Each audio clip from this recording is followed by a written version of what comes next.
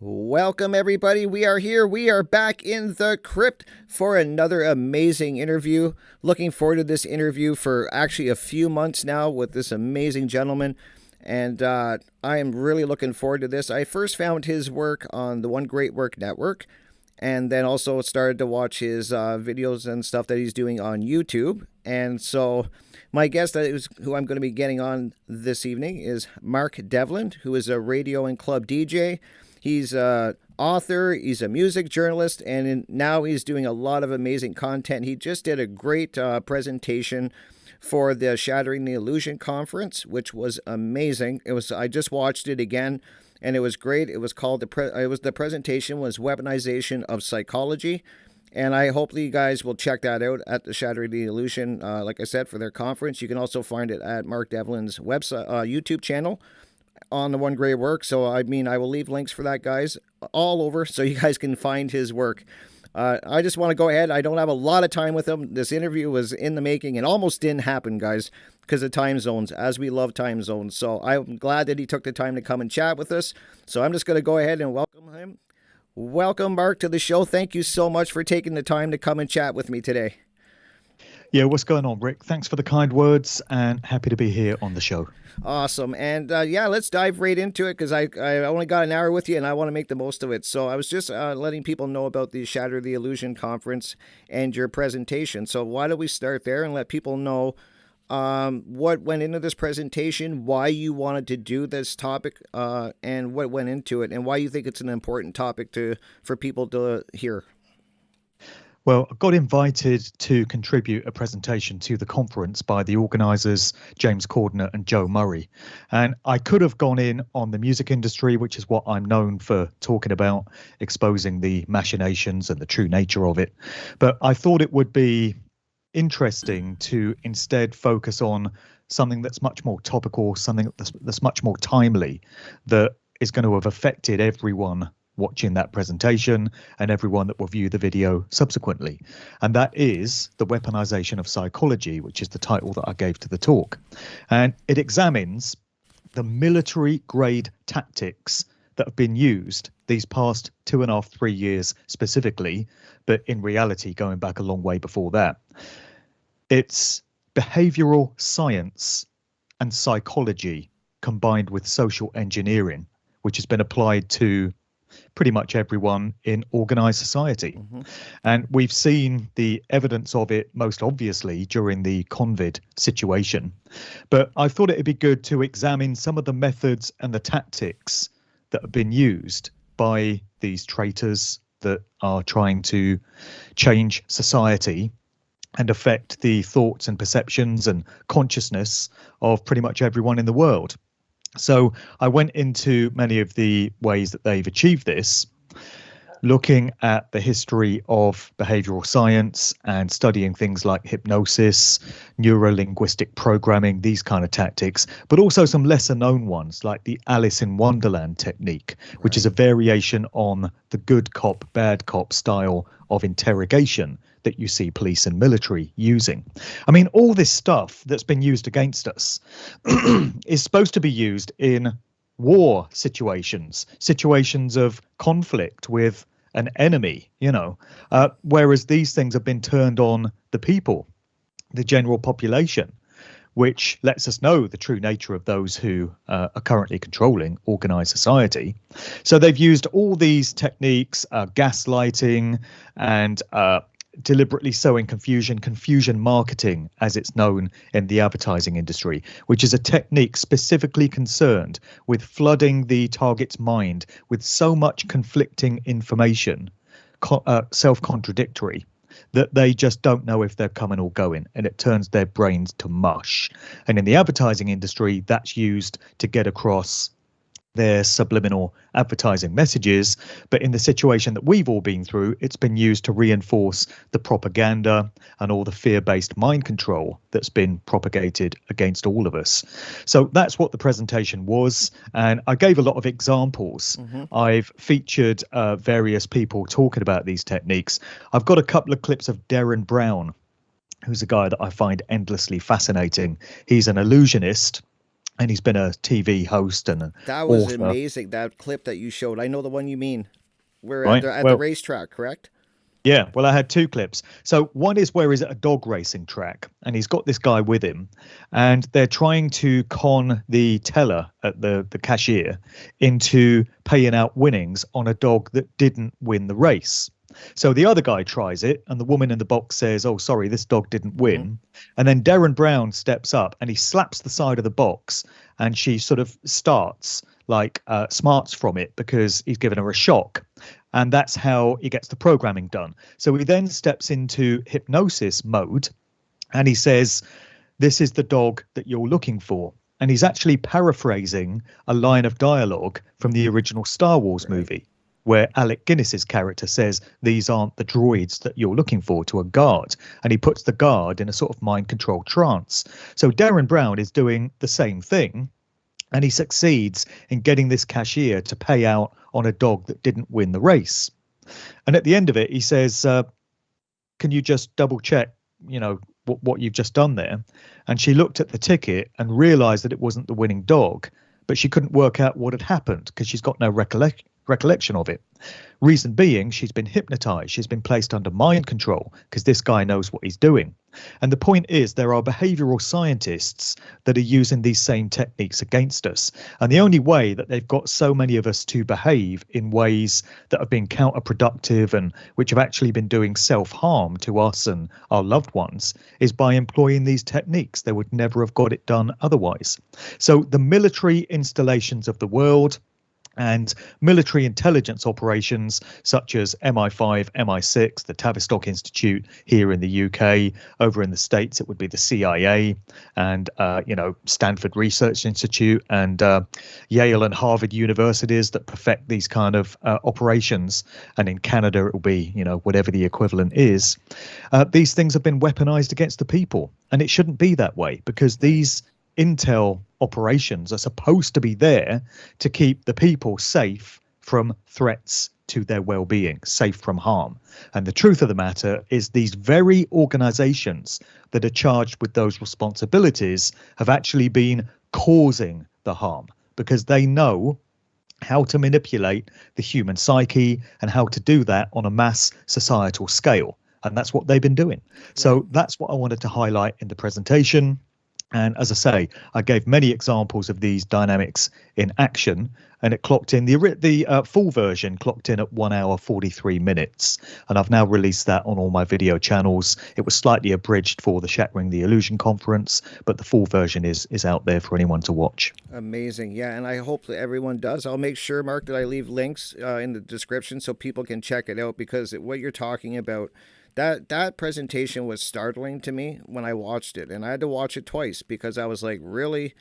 When you see that the dog, like you bring up the one example of the two videos of at the dog races, and you see how quickly he puts her in that mind control state, and he just slammed. You see it, and you don't even see it if you don't know what you're looking for. At first, I didn't catch it. I was like, how did he do that? And then you bring out how he slams the wall and he puts her in that fear state, and you see her just freeze and stare at him. It's startling, guys, when you see Well, this. another thing is the language that he uses, which is always important. Don't know Okay. if you noticed, but when he stepped up there, he said, "That's why we came to this window."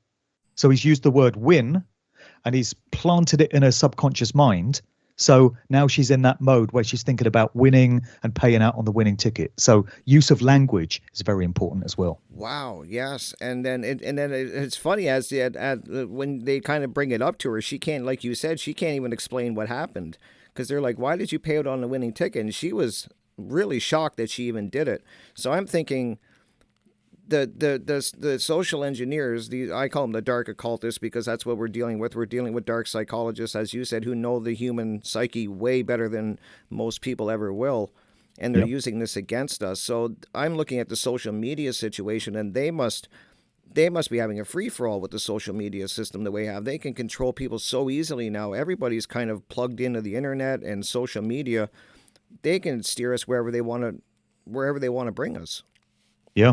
Well, it's probably worth mentioning the other Darren Brown clip that I included in that talk as well, which is another excerpt from this Channel 4 show that he used to have several years ago on mainstream TV here. So he's got a couple of advertising executives in a meeting room, and he's asking them to come up with a product or a business and to come up with some methods of marketing that business effectively. And this is what they do. It's their regular work, you know. And he asks them to have a think about it. And he comes back and asks them what they've come up with. And they say they want to start a business called Pet Heaven, or Animal Heaven, I think it was. And it's where pets go, after they've passed over. And so they've come up with this idea of some pearly gates and a bear playing a harp and all these other sort of animal themed ideas. And they think they've just come up with this stuff on the spot. They've thought it up. They've been creative and just, come up with all this stuff. But at the end of the show, he demonstrates how he planted all these ideas in their subconscious mind on the taxi journey that they took to go and do the filming. So you then see all the points along the taxi journey. They passed a zoo. They passed a shop with a harp in the window. They passed a shop with a toy bear in the window. There's some kids with a slogan on their T-shirts as they were crossing the street. And he's put all these ideas into the subconscious mind of these two guys. And they work in the advertising industry. So they're going to be using these techniques themselves all the time. But they had no idea that this idea of the Animal Heaven project was put into their mind by Darren Brown. So that's another example of how this gets done. And if you asked people, the average person in the street, are you under societal mind control? Are your thoughts your own? They would say, well, yeah, of course my thoughts are my own.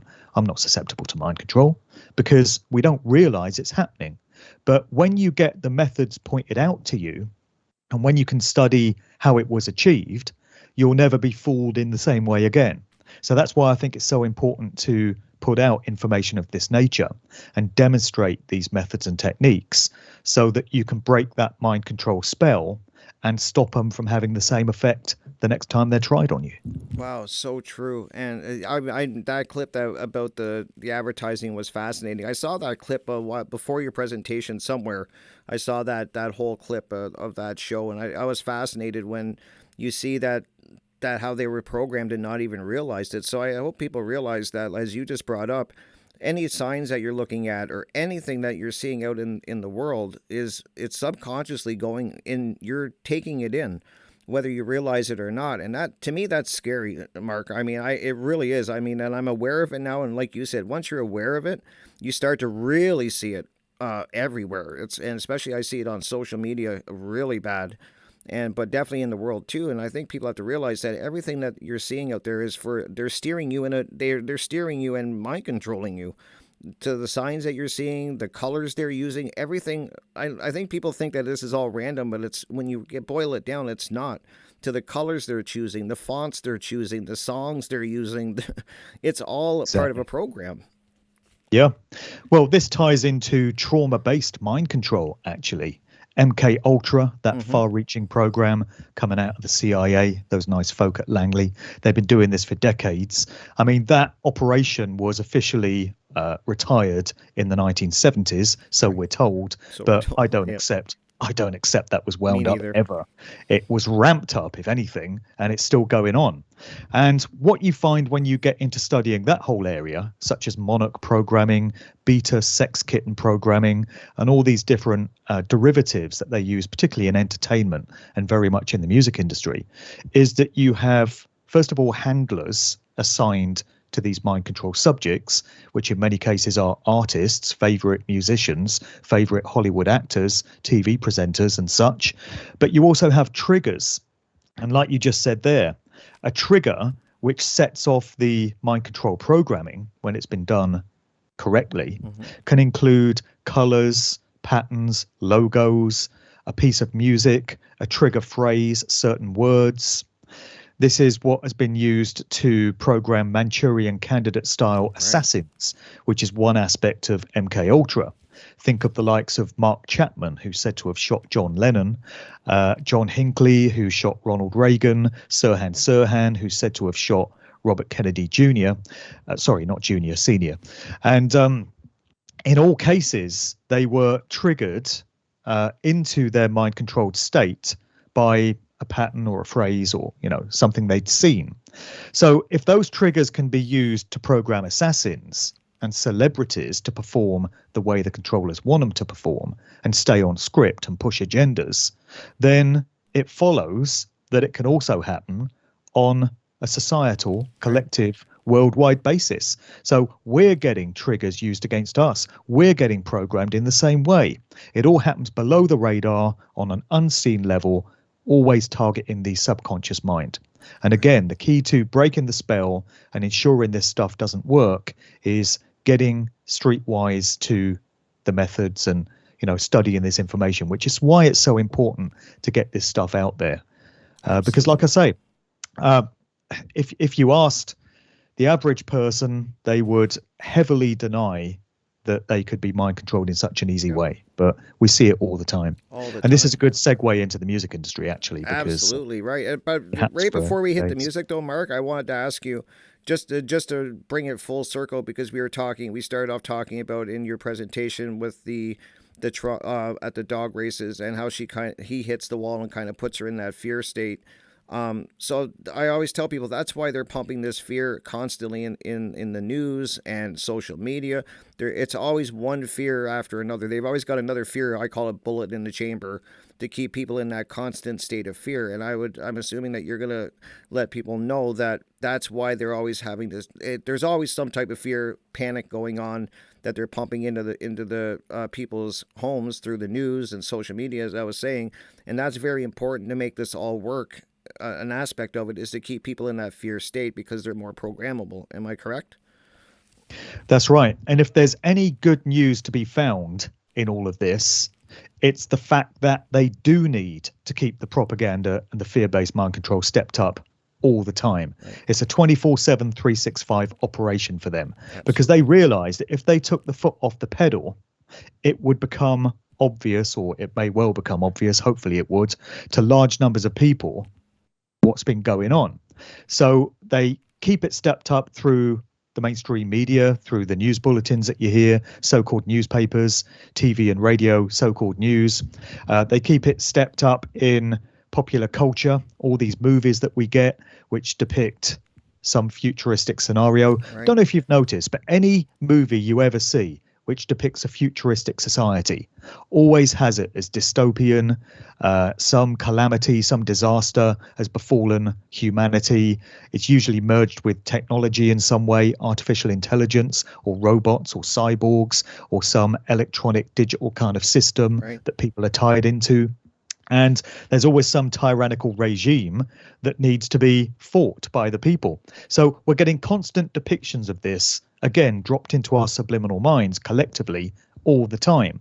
They don't want to be putting out movies with utopian futuristic societies where people are living in harmony with nature, in accordance with natural law principles, doing no harm, not accepting outrageous incursions on their natural born rights and freedoms. Right. No, as George Carlin would have said, they're not interested in that at all. So absolutely. The fact that we only ever get one type of movie and one type of narrative in TV shows and such, and even in things like, think of all these comics, these graphic novels, they're always very dark and very dystopian in their themes. You get the same thing with a lot of music now, a lot of the stuff that's going into the sound frequencies and the way these records sound, and often the lyrics as well, is fitting in with those same themes. So it's a multi-pronged attack, and it's coming at us 24/7. And like I say, if there's any optimism to be drawn from this, it's the fact that they know if they didn't keep this stepped up all the time, then it might just shatter the illusion, to use that term, Yep. and the veil might fall, and it might be so obvious what's been done to us all this time. Absolutely. Wow. Yeah, you're so right. I'm thinking of all the movies that are coming out and have been out, and you're right, the comic books, and that's a great way to, like you said, to segue into the music. Because as I was telling you, music has been a big part of my life forever that I can remember, and I'm definitely I was a DJ for a few years back, and so there's always music going in the background. It's just it's something I really enjoy, and then I know that I've watched so many of your work, so much of your work, and I know that music, there is one definite way that they are controlling the masses, and I talk to people about this, my friends and stuff, and they kind of get it maybe in a way, but they don't think it's that nefarious or that it's that well thought out. And then the more you dig into it, Mark, as I've been doing and watching your work and that, and you start to realize that this is really, they are really using music in to steer society. And then when you start looking back, I go back, like I went back as far as like the 70s and in the 60s with Jim Morrison, and then I found out his dad's high in the military, and in the Navy, I think, and I'm like, wow. And then you look into Laurel Canyon, and you start digging in all these bands, which I know you know all about. You start to realize that there is definitely, the government is steering people with music, and so can you talk a little bit about that? I got so many questions about this. Music and entertainment are the ideal social engineering weapons, because nobody imagines that they're having their worldview shaped for them, and their thoughts and belief systems and their prejudices and the way they view the world shaped and molded for them by, as Edward Bernays said in his book Propaganda, published almost 100 years ago, 1928. He said, "We are governed, our tastes molded and shaped," or words to that effect, "largely by men we've never heard of." And that's the point. We've got social engineers, behavioral scientists, psychologists, anthropologists who are shaping the way so many of us view the world. Well, those who aren't paying attention, that is. And it's done under the radar, and it's achieved ingeniously through entertainment, and particularly music, because everybody loves some kind of music. Right. It might be rock music, you might be into dance music or hip hop, you might be into country, you might be into opera, classical, whatever it is. They've got all bases covered. Through my work, and with many other researchers out there doing similar, I've demonstrated how every single genre has been infiltrated to some degree and is pushing agendas. It's steering people off in certain desired directions. I've not done any research actually into opera, because opera isn't really my thing, but I'm sure there are themes. Yeah, there's going to be themes in many of these famous operas that are going to be contributing towards getting people to think a certain way and feel a certain way about different scenarios in the world.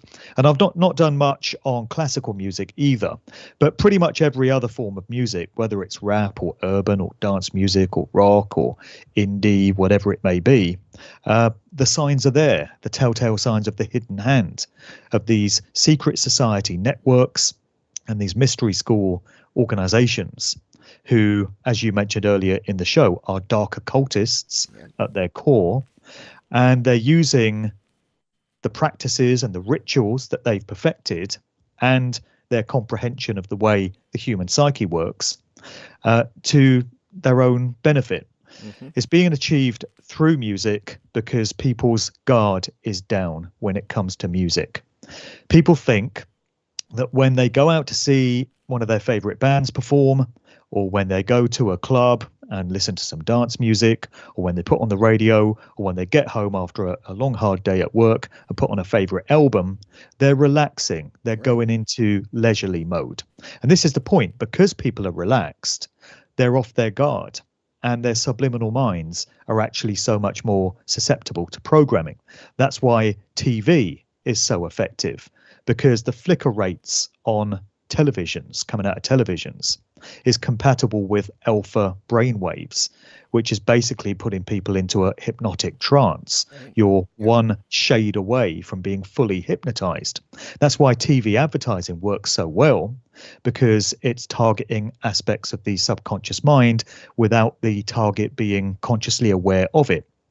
And so the same techniques are used in the music industry, and songs and carefully chosen artists and bands are used to push agendas and get people thinking a certain way. And once again, if you suggested to the average music listener that this is going on, they would tell you to put the crack pipe down and get out of here, because they just wouldn't believe you. Right. But when you actually do the research and when you actually study the methods that are used, it becomes obvious that this is the case. And this has been my core work for the past 12 years now. Right. Exposing how the music industry works, what it's really there for. It's not about harmless fun and entertainment. I only wish it were. I used to think it was. It's there for far more nefarious and dastardly means. Absolutely. And then when I started learning about it too, you kind of look at music in a whole different light. Like I'm just like, I'm when I was growing up, Mark, I heard about the backward messages on albums. If you played it backwards, you would hear messages and stuff like that. I've heard of that. But then when you really after I started learning about it through your work and other researchers, you start to look at, like I said, the part of that really got me was back in the hippie culture, the 60s, and that you start to see that a lot of these bands that came out, there's government officials behind them. Like somewhere along, you're going to find there's somebody in the family that's in the military, or they're, and it's not, and it just really shocked me when I started realizing that. And the Laurel Canyon, how so many artists were coming out of there, and I'm like, it's just can't be coincidence that this is going on. Like they're definitely. So my question kind of you to Mark is, I got so many questions, so I'm going to try to narrow them down. Are bands allowed, like, if you see a big star that's out there, they like a lot. You'll see these big artists pushed, and they're big stars, and they're for years and years. Is this do you only get that famous if you're behind their agenda, or can the average musician who's not aware of this get for famous that way, or do you have to be part of their agenda? Is what I'm kind of asking. You definitely have to be a part of their agenda, and you have to be pushing the messages that they want pushed through your music and through what I call extracurricular activities, which is where you get famous people, whether it be musicians or Hollywood actors, whatever it is, getting behind causes and getting behind movements which are outside of their normal realm. So a great example I always give is Bono, who first and foremost is supposed to be a singer with the rock group U2, but for many, many years now has been propping up various so-called globalist agendas, and he's been allying himself with the Bill and Melinda Gates Foundation, United Nations, all these different operations. He's got his One Foundation, this NGO that he founded. He's a great example. There's many other musicians doing the same thing. will.i.am of the Black Eyed Peas has allied himself with the World Economic Forum, amazingly, and he's been named their ambassador for artificial intelligence. So will.i.am, or Shill.i.am as I call him, has been going to Davos in Switzerland and hanging out with Klaus Schwab and all these WEF high rollers and pushing their agendas. So that's the kind of thing that they expect of you. You're not just a rock singer, you're not just a rapper or a producer or whatever it is. That's your public cover. That gets you known to the general public so that they're aware of you. You've gained some familiarity with them. People will have decided they like you.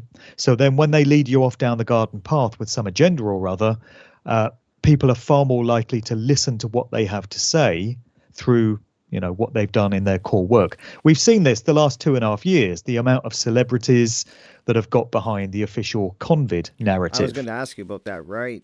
Yep. Yeah. And it's almost 100% of them. There's very, very few exceptions, just a small handful of names that have had anything to say other than the official narrative. But when it comes to the arm spear, agenda, the 3-dart finish, they've all been getting behind it. And it's just the same message that you hear reinforced over and over again. So, you've got various hip hop artists that would have been enticing people to listen to that music to go out and get the arm spear and do what the government tells you, put your mask on, all of this, stay at home, shut down your business. You got Dolly Parton recruited for the country and Western music crowd, telling them to do the same thing. You've got dance music artists, DJs like Carl Cox, addressing the electronic dance music scene, you know. So they've got all bases covered. And there are two basic ways that you can become famous in the music industry. That's what it all boils down to. One is if you're born into one of these important generational bloodline families where you're promised a career in one of these industries. So the fame, the fortune, the wealth, the influence is guaranteed because of the ancestry and the genealogy that you display. Right. And for anyone unfortunate enough to be born into one of these families, there isn't really any way out of it. Or if there is, it's not going to end happily. Right. So many of them are just forced into this kind of career. I'm putting together a presentation at the moment for a talk I'm doing at the weekend here in the UK, in Newcastle, and it's called Dark Occult Aspects of Madonna. And she stands as a good example of what it's like to be born into one of these families. So I'm going into her ancestry, which I've discussed in my books and I've talked about it in other videos. Mm-hmm. She, on her mother's side, coming through French-Canadian ancestry, is linked to so many other famous people. So I've got the family tree, and professional genealogists have drawn this up. So Madonna is a cousin of Ellen DeGeneres, Lady Gaga, and Celine Dion, for starters. She's also linked to Justin Trudeau, Hillary Clinton, George W. Bush, Brad Pitt, Angelina Jolie, Tom Hanks, and so many other celebrities. They all emanate from the same bloodlines. She also shares genealogy with Camilla, King Charles's wife. Right. And they're all related. So it becomes obvious why Madonna became such a massive star and why she's been pushing agendas for over 4 decades now is because of the family that she was born into. And there are so many other examples of this. Dave McGowan, in his book on Laurel Canyon, Weird Scenes Inside the Canyon, went into these families that so many of these famous musicians in the counterculture years of the 1960s were born into. And there are endless links to the world of the military and different expressions of military intelligence. That's what Dave's work was all about. So the most famous example is Jim Morrison of the Doors, of course, whose father, Admiral George Stephen Morrison, was the Navy admiral in charge of the fleet of ships involved in the Gulf of Tonkin non-incident false flag, which catapulted America into the Vietnam War. But that's far from an isolated example. Many, many others. John Phillips of the Mamas and Papas. You got Frank Zappa, whose father worked at the Edgewood Arsenal.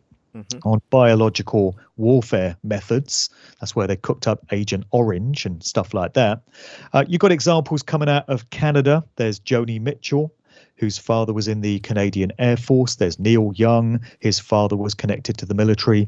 And all these musicians, whether it's from Canada, there's examples from the UK, and there's examples from all over the United States, all descended upon Laurel Canyon in the Hollywood Hills in LA in those formative years in the mid to late 1960s. And they came to shape and mold the counterculture, hippie, flower power, psychedelic rock scene and folk rock and country rock and things like this.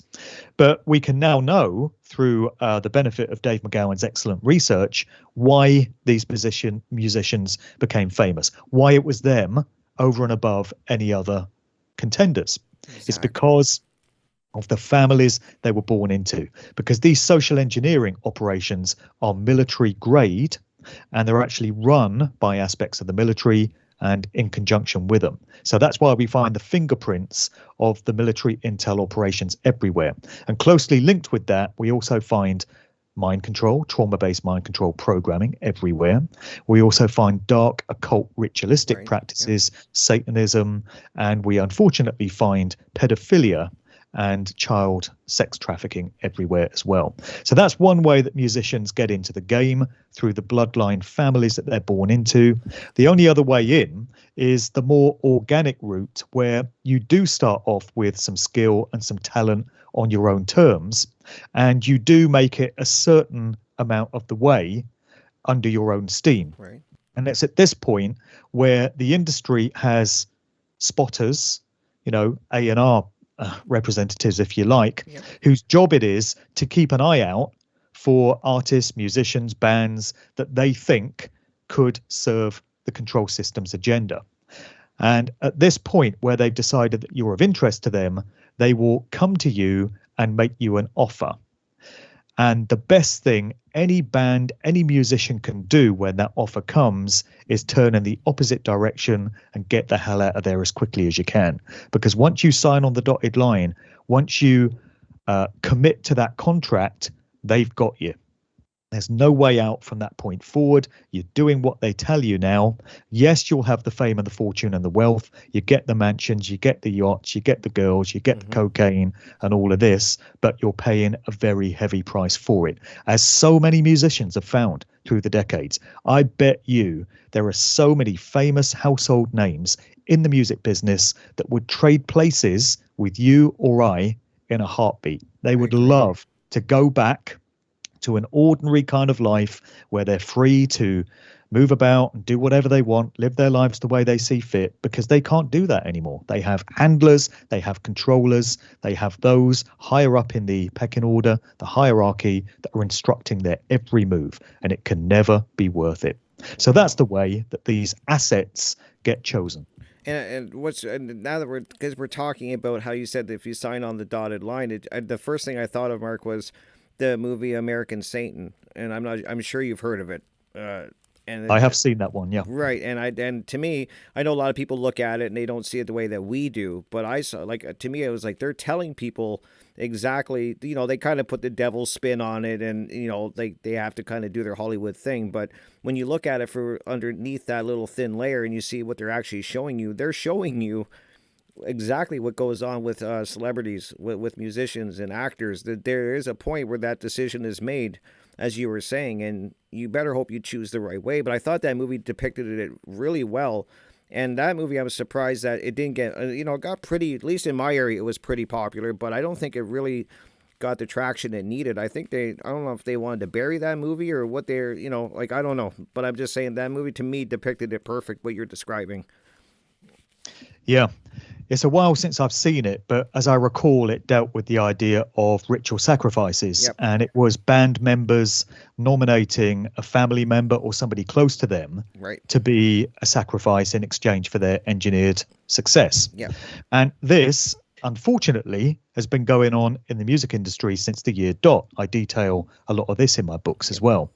And what I think has been a recent example of that came from the band The Foo Fighters, Dave Grohl, who is an extremely dark character. And when you get into his background, you find that he's got connections through his father into the world of American politics, and actually one of the American presidents.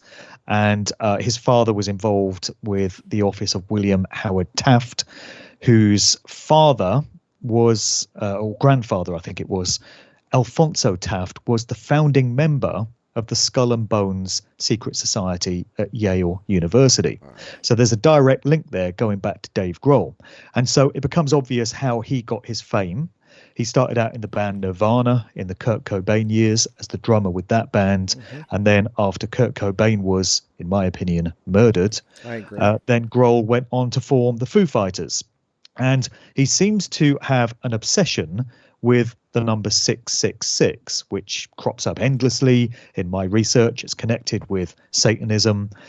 It's connected with the book of the Revelation in the Bible, of course, and it's a favored number by dark occultists everywhere. So Dave Grohl has encoded this into so much of his work. Even when you look at the naming of his band that he created, the Foo Fighters, it equates in gematria to 666, because F is the sixth letter of the alphabet and O is the 15th. 1 and 5 is 6. So Foo equals 666. I've got an entertaining story that I feature in my talks where Dave Grohl went out to a restaurant meal and the bill came to $333. Must have been a hell of a meal. And generous fella that he is, he decided to leave a $333 tip and rounded the bill up to $666. What else could it be? But also, a few months ago, there was this movie titled Studio 666. And it was, on the face of it, a light-hearted sort of horror movie romp. And it featured Dave Grohl and his band going to this haunted mansion and locking themselves up there to record an album.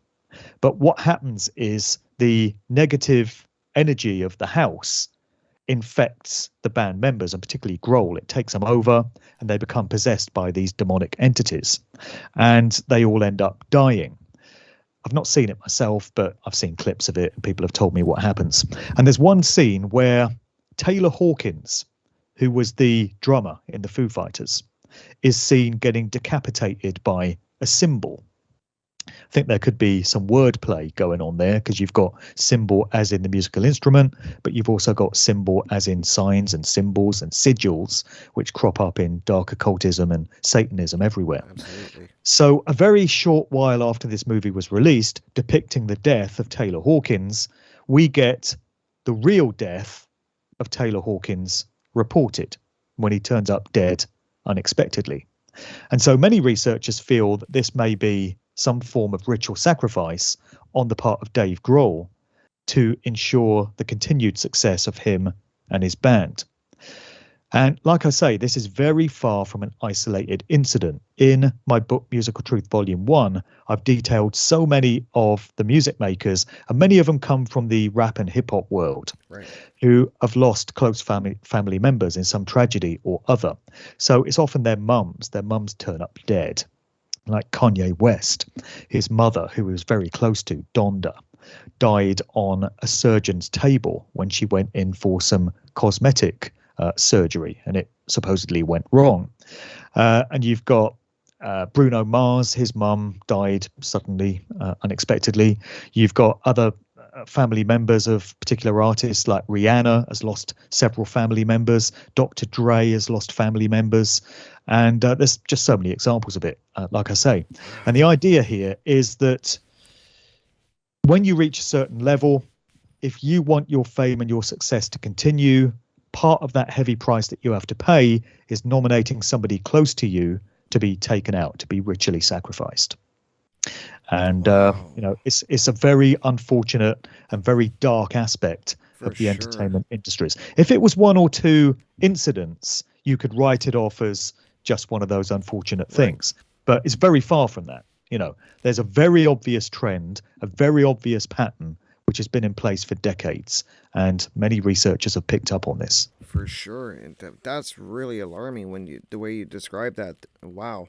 And my question kind of folds into that too, is you see artists too that sometimes, like, I think of Jim Morrison, obviously, because I was a Doors fan, so I think of Jim Morrison. I think of, as you mentioned, Kurt Cobain, and you have these supposed suicides or unexplained deaths because.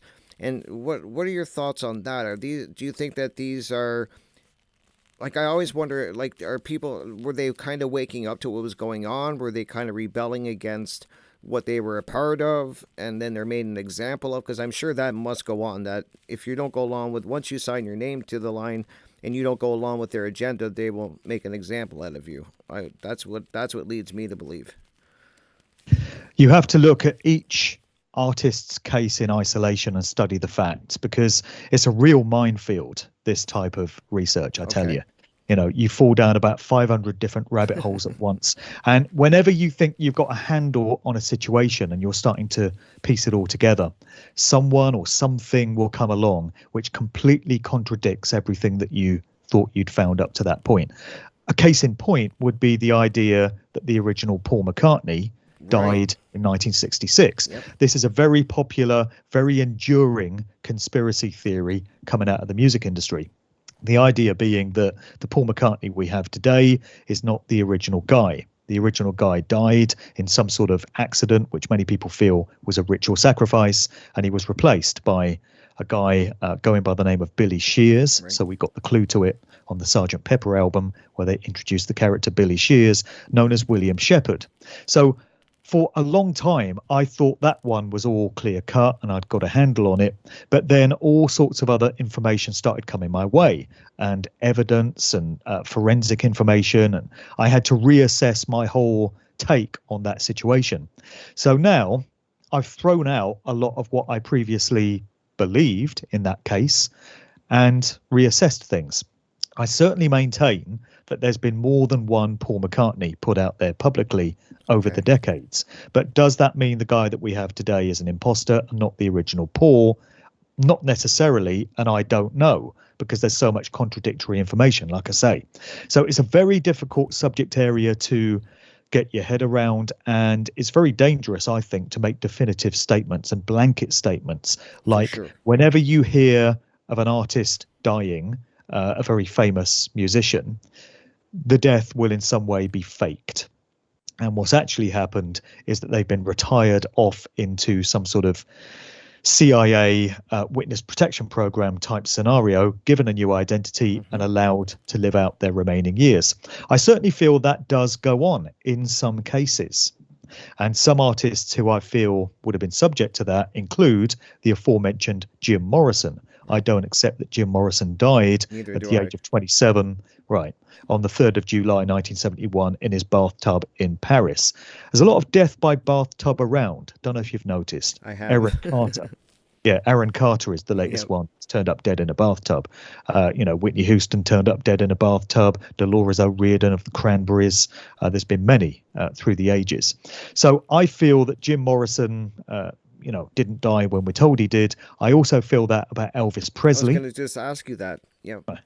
Yeah, I don't accept that Elvis died in his bathroom, in August 1977 at the age of 42, because there's evidence to show that Elvis was connected into the intelligence services Correct. and was working for them. So he'd be just the kind of candidate to be retired off early. But then there are other artists who I personally feel were taken out, and they would include John Lennon, Bob Marley, Chester Bennington, Chris Cornell. It's pretty obvious they took out Whitney Houston. Yep. Some people feel that Michael Jackson and Prince's deaths were faked. I was going to It's ask possible. you that. Right. Right. It's possible, but my instinct is leaning towards both of them having been taken out. Same with George Michael, because what you get with Michael Jackson, Prince, and George Michael is three artists who did become outspoken and did go off script. Right. So they all entered into legal situations with their respective record labels, which in the case of Michael Jackson and George Michael was Sony, the Sony Corporation, and with Prince it was Warner Brothers. And they had a thing or two to say about the unfair conditions in which record labels keep their key artists. Not the kind of thing that would ingratiate them to their record labels. And you can imagine that it would have pissed off one or two people sort of in the hierarchy and the pyramid of power.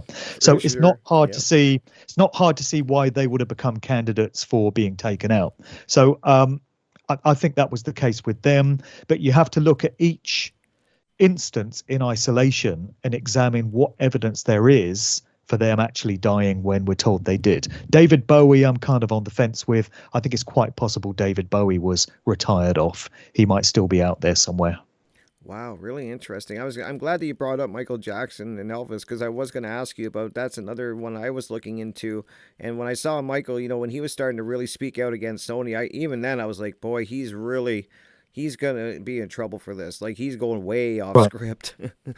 Well, I think they sent those two legal cases his way. Right. I personally feel as warnings, because he was starting to go off script. I think what was actually happening is that Michael was starting to break through his mind control programming, which he'd had since early childhood.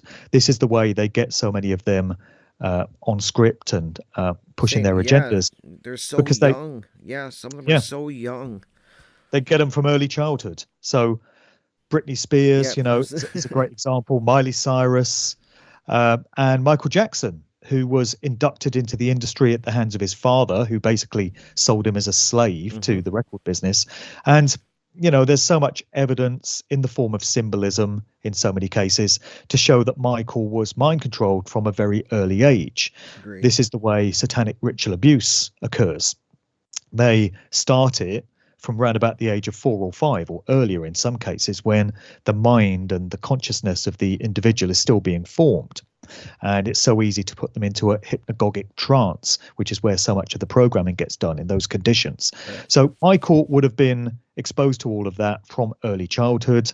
And when they subject them to these horrific traumas and they cause the mind to dissociate from reality, that's when they can be programmed with amazing talents. So it's something that people said about Michael Jackson. He's the most amazing dancer, the Right. most amazing entertainer, showman. Yeah, well, all of those skills and talents were programmed into him as part of what he went through, because they wanted him to be a great entertainer so that he could stay on script, push agendas, and generate shitloads of money Yep. for everyone involved in his career. But what I think started to happen in adulthood was that Michael's lifelong mind control programming was starting to break down. And he was starting to regain some of his innate humanity and his own consciousness. And he was looking around at what was going on with his record label and with the industry generally and in the world at large. And he had a thing or two to say about it. So he started to become outspoken. And I think they sent those two situations involving accusations of him being involved with pedophilia, child sex abuse, his way as little warning shots, Warning as a way of across them the bow. saying, Yeah. remember who we are. Here's a little reminder of what we can do to you if you don't start playing ball. So they had to do it a second time because the message evidently hadn't got through. And I think towards the end, it was decided that he'd become too much of a liability, too much of a loose cannon, and he was no longer an asset. And it was not in their interests to keep him around. And so we know the rest. Wow, yeah. And I imagine people, Mark, hearing this, they're gonna have this is probably gonna make people really uncomfortable. This interview that we're doing because Well, it's triggering. it's triggering. It really is, and especially if you're a big music fan, which a lot of people are. When you start to think about like now, I don't listen to music the same way. I just can't. And so I think a great way to kind of wrap it up because I know we're getting close to our time. Another part that I want to touch on with you is the symbology that is in the music, like with live concerts and on album covers. That's another, like through your work and some other people I've been watching, is definitely when you see it, then you can't unsee it. And I off the top of my head, I think of people like Madonna and Lady Gaga and Marilyn Manson, and I mean the list can go on, but the imagery that they have on their albums and on their live performances is really startling. They're throwing it right in people's faces. And I've talked to people about this in my, like friends and stuff, and you'll see all the images of celebrities. They're doing their one eye through the triangle, and they're doing these hand gestures, their devil horns, and all of this. And a lot of the people I talk to say, oh, they're just doing this because it's gonna give them attention because they're doing that symbol with the one eye and stuff like that. So everybody's doing it, and it gives them the attention. And it's gonna make people talk about them. And I try to explain to them that it's not like that. Like maybe if it was one or two celebrities doing that, it'd be different. But there's hundreds and hundreds and hundreds of pictures of celebrities doing these hand gestures, and then the symbology in their concerts, their albums. Like this is a language that they're speaking, correct? That's right. So much of the programming gets done through signs, symbols, sigils, because they all carry resonant frequencies, energy, and it makes a connection with people on a subconscious level. And it can generate certain mind states, make people feel a certain way, again, shape and mold their worldviews and their belief systems. And it's done very subtly and very sneakily in the form of symbolism. Right. And they also act as little calling cards of these controllers of the industry. They like putting them out there. There's an element of morbid satanic mockery to what they do because they see the rest of us as profane, as ignorant, as useless eaters, the masses, and they like to kind of tease us. It's like a cat playing with a mouse that it's caught, it just likes playing those games. And that's what we're getting done to us. But I tell you, the old tricks aren't working the way they used to because so many people are getting wise to this stuff now. And one way that I feel I've been very successful in pulling people into the whole realm of truth discovery, truth discernment, critical thinking is by triggering their curiosity through talking about the music industry. Because like I said earlier, everyone likes some kind of music.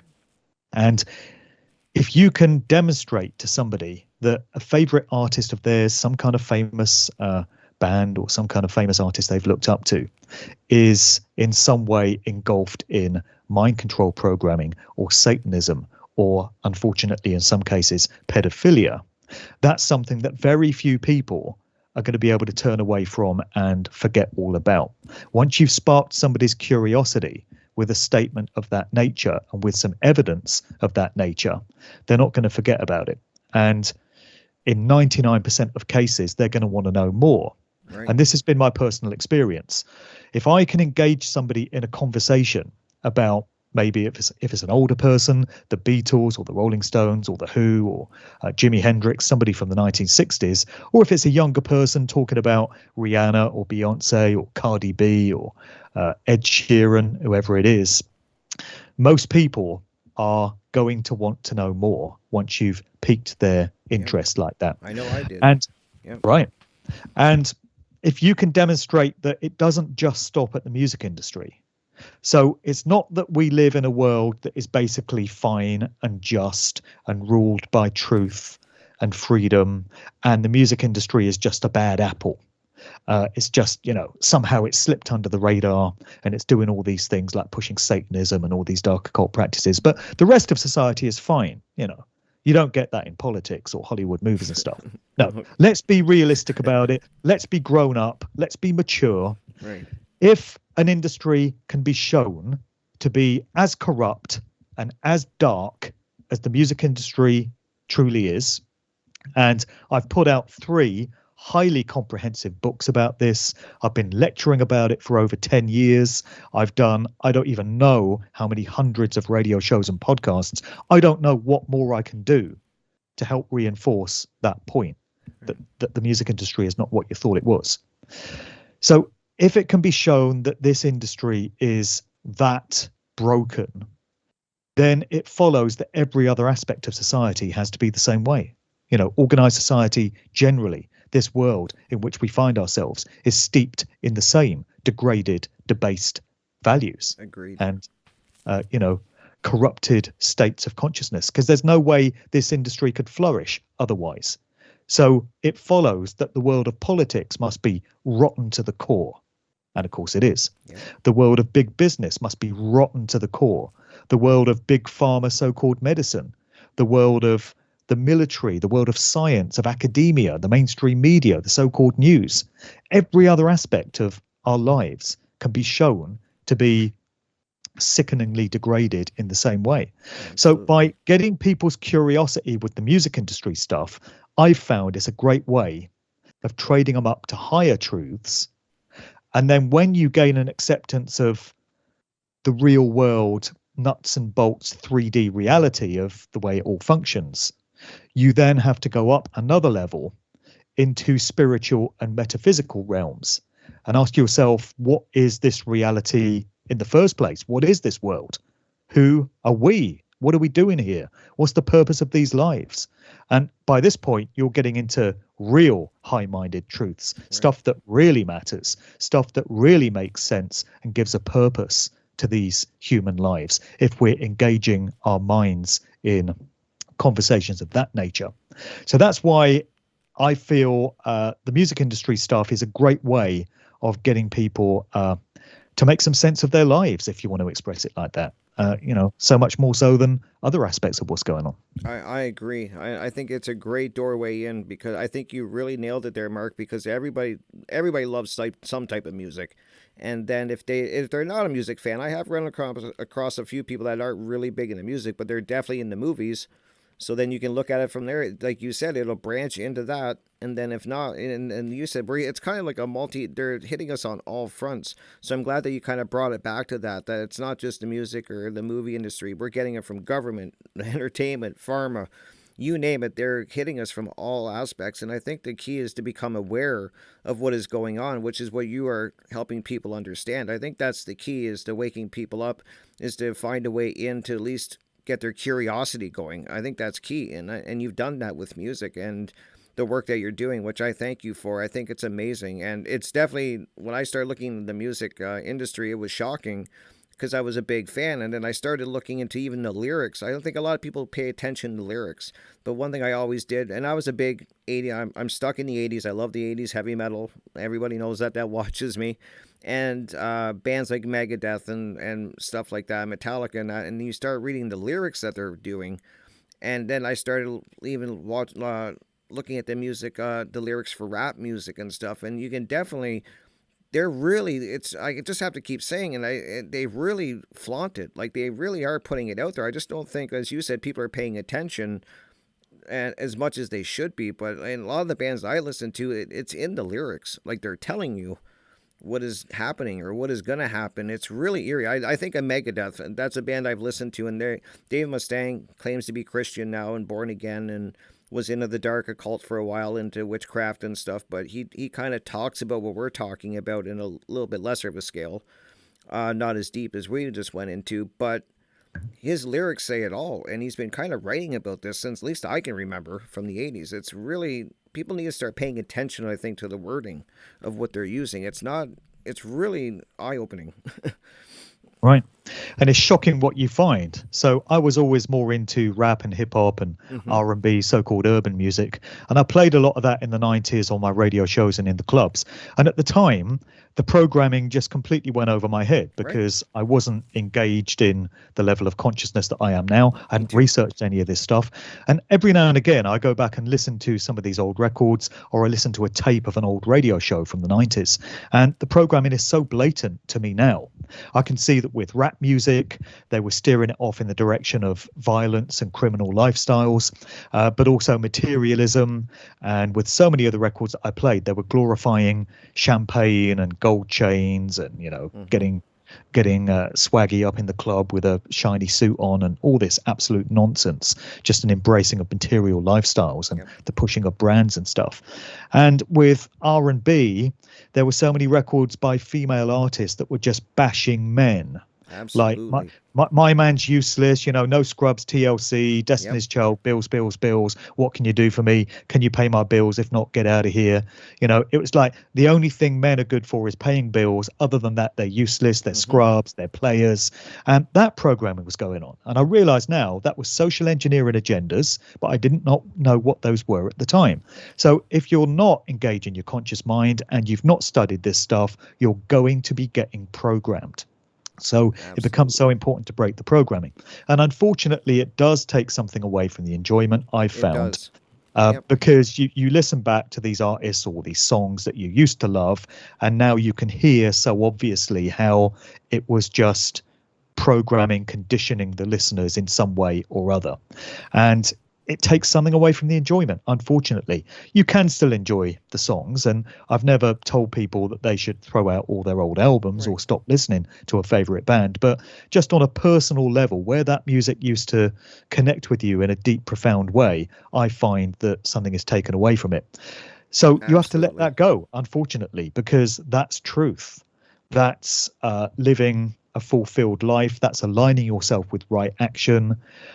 And you have to find other ways of filling that vacuum in your life, because who wants to be mind control programmed when you know this stuff is going on, right? Right. And once you see it, you can't unsee it. That's the thing I learned too, very quickly.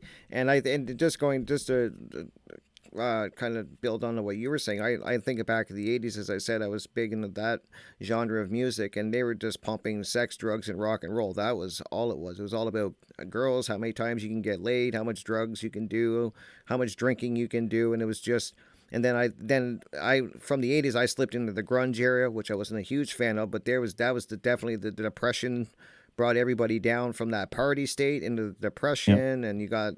It was crazy. And then heroin and suicide. And suicide. Yeah. And it's just like, wow, they really are steering society. And I think people are waking up to this. I hope they are. Because it's really obvious to me. Like you can see how they're kind of steering people.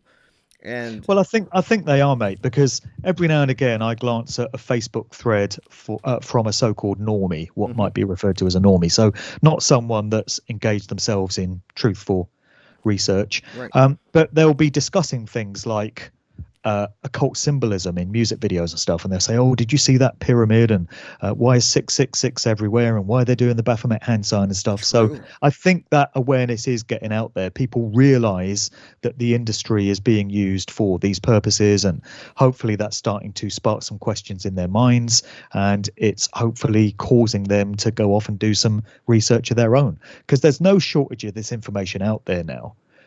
It's all right there at anyone's disposal on the internet, Right. if they have the will to go and discover all this stuff. And it's a slow drip thing. It's taking a while, but things are headed in the right direction, I feel, in terms of the old tricks just not working anymore. I agree. I think a lot of people. I'm kind of like you, and I'll kind of poke around and see what people are saying, and especially with Super Bowl shows and stuff, you'll really hear people kind of talking about like, wow, there's a lot of symbology in that. Who was ever performing? They're just like it was everywhere, and so people are definitely. I agree with you, Mark, that people are definitely starting to see through the shattering the illusion. It's a great way to put it. About And bloody time, right? it's about time. I agree. So, and I'm just looking. I know that we're almost out of time. I don't want to. I know you're so busy. And thank you once again, Mark. I can't thank you enough for taking the time. I was looking forward to this interview for the last couple months. I really was, and I'm glad that we got the time zone thing figured out, and we can make this happen for everyone. Sure. Just to wrap it up, I want to give you the floor. Can you let if there's anything you want to tell people about what you got coming up, anything that you're doing right now that you would like to let people know where they can find all of your work? I want to give you the floor for the last couple minutes just to let everybody know what's going on and where they can find all your great information.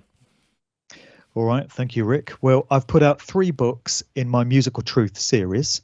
So Volume 1 came out in early 2016. Volume 2 was 2018. Volume 3 was at the end of 2021.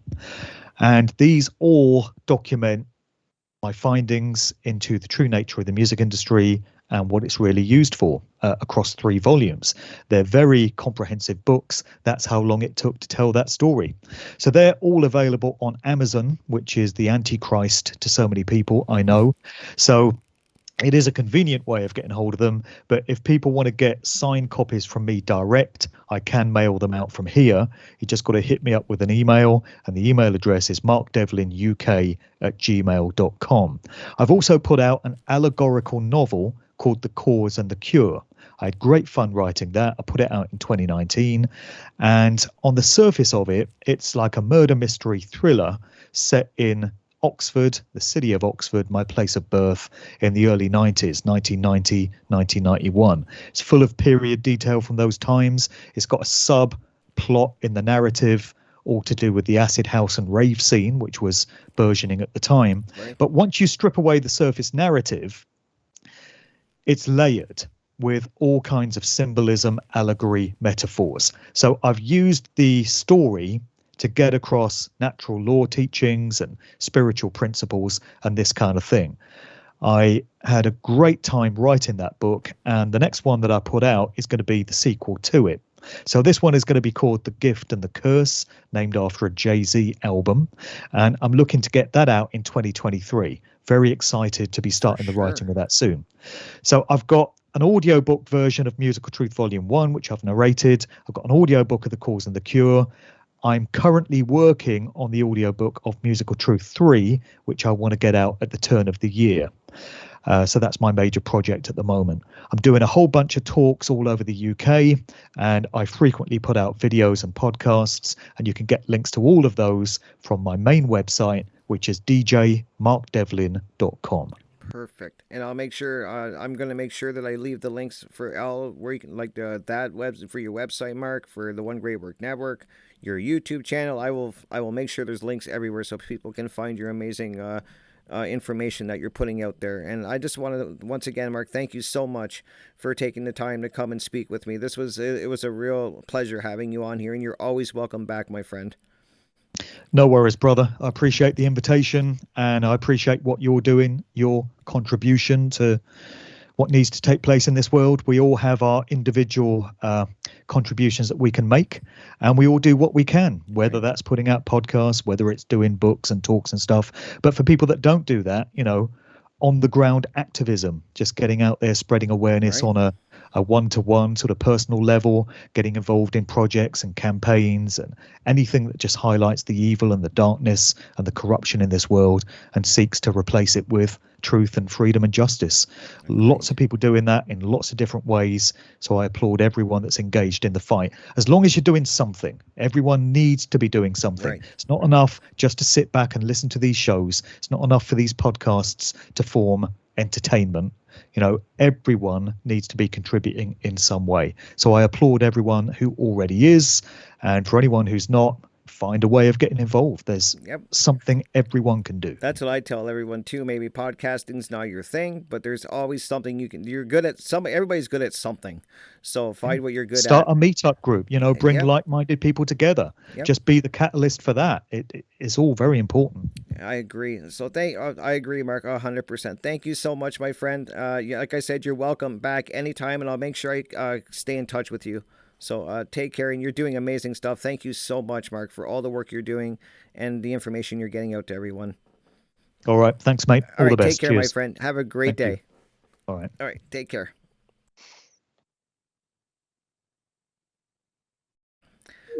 Well, there you have it, my friends. That was so amazing. What a great interview. Wow, what a pleasure to have Mark on the show here. I was so excited, as I was saying earlier, for this interview with Mark. I love his work and the information that he puts out there. He was one of the people that was very key to me opening my eyes to what's going on in the music industry. I was kind of seeing it, as I was saying during our interview, I was kind of seeing what was going on, and I kind of had an idea, because I've kind of looked into it, and especially because I was a Doors fan with Jim Morrison. And then when I started to find out that his dad was a, high-ranking admiral in the Navy, and you start looking into all the bands that were coming out of Laurel Canyon, and I started looking down that path. And then as I looked into Elvis, and so I was definitely aware of it, but Mark really brings it all together in his, his presentations, his, the information he's putting out, his books. And you really do start to see that there's a lot of dark shit going on in our world in general, like we were saying, in every aspect. These satanic, social engineers, these dark psychologists, as I like to call them, dark psychologists, these master psychologists that are attacking us on all fronts, are really inverting everything. And the music is a great way, because as Mark said, everybody likes some form of music, or most people. So if you can get them to see what's going on in the music industry, and then you can start to guide them, and they will start to see that this is just one aspect and they're hitting us from all fronts. So, wow, what an amazing interview, guys. I really hope you guys enjoyed that. I know I did.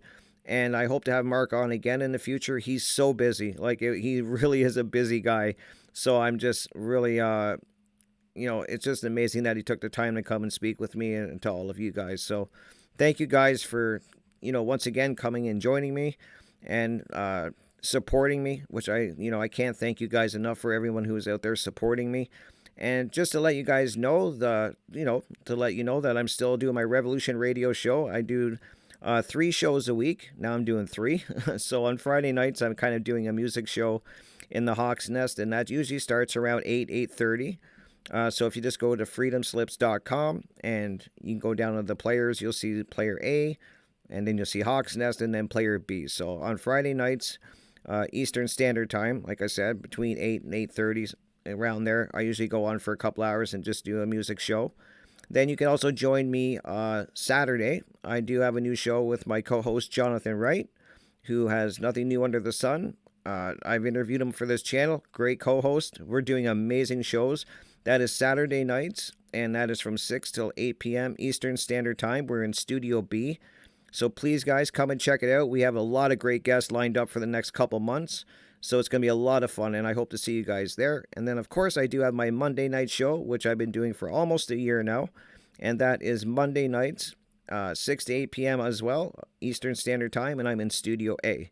And I'll leave links so you can go check it out. As I said, it's freedomslips.com.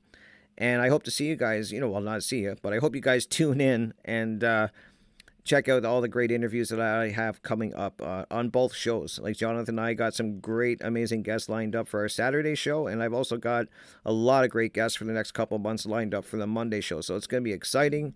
A lot of great information is going to be going out there. And a new thing is you can also find my interviews on the One Great Work Network, which I will leave links to. I'm so honored that I got invited to join the network. And so I've been slowly getting videos uploaded there, and started to upload all my videos to Rumble. And then after that, I'm going to be uploading all my stuff to Odyssey. So I'm getting out there slowly and getting all of my content out there. It's taking a little bit of time to do it, but I'm getting it done. So thank you guys so much for, like I said, taking the time to come and watch this. It feels great to be doing a video interview once again. And I got a lot of great interviews lined up for the future. So please keep checking back often.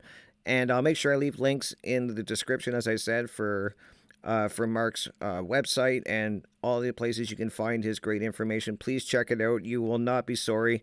And you're going to really get an education on especially what's going on in the music industry. So please check out those links. And I'll also leave links for, like I said, for Revolution Radio and all of those good things. So thank you guys so much for joining me, and keep looking forward to some more great interviews coming your way.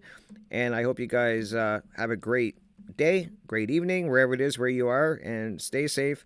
And remember, guys, we are in a spiritual war here, and we have to start all doing our part. So whatever way you can, get out there and start educating people on what's going on in this world and about truth and all the things that we talk about, because right now we are in a fight. And I mean, we're at that tipping point where I keep saying it can definitely go either way. So, I mean, whatever, as Mark said, whatever way you can. Everybody's got a talent that they're good at. Find a way to, incorporate that talent and start doing the great work and getting the information out there, because it's more important now than it ever has been. So, just wanted to end with that, guys. So thank you so much. Take care, and I'll see you guys soon.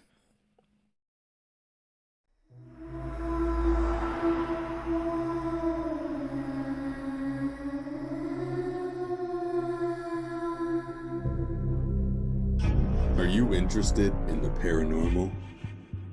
Murder mysteries, cryptocurrency, and thought-provoking interviews?